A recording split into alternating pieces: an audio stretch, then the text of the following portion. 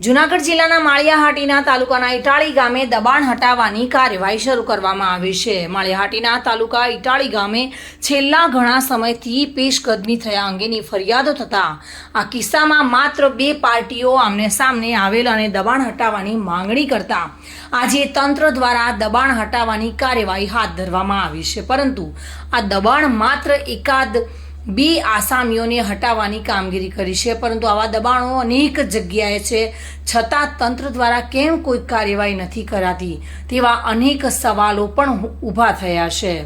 જોકે દબાણો અનેક જગ્યાએ થયેલા છતાં અમુક દબાણો જ હટાવવાની કાર્યવાહી હાથ ધરવામાં આવે છે, જેને લઈને અનેક પ્રશ્નો પણ ઉદ્ભવેલા જોવા મળી રહ્યા છે। એટલે આ કાચું દબાણ છે એટલે અમે ખુલ્લું કરાવવા પેલા ફોન દ્વારા જાણ કરી, ફોન દ્વારા જાણ કરી છે એટલે અમે આ કાચું દબાણથી છૂટું કરાવીએ। અટાણ કામગીરી ચાલુ છે। ગામની અંદર પેશકદમી જે કાચું દબાણ છે દૂર કરવાની કામગીરી ચાલુ છે।